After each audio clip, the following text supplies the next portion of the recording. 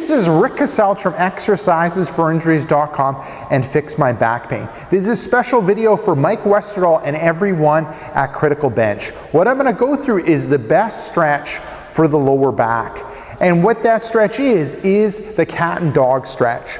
So I'm going to get Orsi to end up going through that stretch.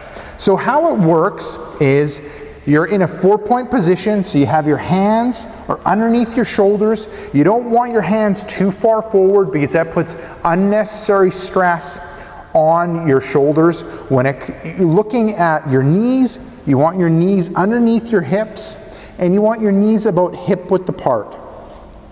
And what that ends up doing is it ends up putting you in a good position so you can end up focusing in on your back and working on the mobility when it comes to your back. So if you think about it and you kind of look at your back, you end up having tight areas when it comes to your back. Your mid-back tends to be tight, your really low back pelvic area ends up being tight, and maybe even your upper neck ends up being tight.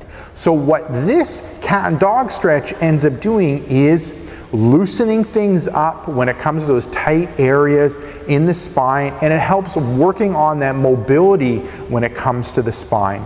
So what Orsi's going to end up doing is she's going to work on the angry cat part, good, and then going in the opposite direction, good, and then things that she's looking at, good. And when it comes to going the opposite direction, good. Bringing that head up, dropping that chest, arching through the back, tilting that pelvis forward, and then going the opposite direction, tilting that pelvis back, rounding out that mid-back, and dropping that head.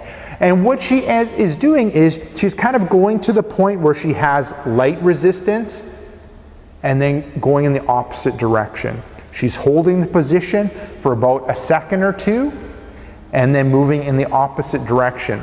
She's going to go through like 5 or 10 repetitions of the movement, and with the movement you probably notice she's able to go a little bit further and a little bit further, and that's because she's loosened up things in the neck, loosened up things in the mid-back, and loosening up things when it comes to the pelvis. And doing this as a lower back stretch, as an excellent lower back stretch, and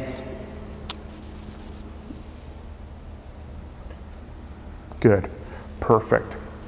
So there you go, now it's your turn. Give that a go, give it a go before you end up exercising in order to loosen up that lower back. I find it's like the best stretch that you can end up doing for your low back. You can do it before working out, you can do it when you wake up, you can do it in the evening in order to loosen up that lower back. So there you go, Mike Westerdahl and everyone at Critical Bench, give that exercise a go and let me know how it feels, how it makes your back feel. You can leave me a comment or question down below. So this is Rick Kaselj from exercisesforinjuries.com and Fix My Back Pain saying take care and bye-bye.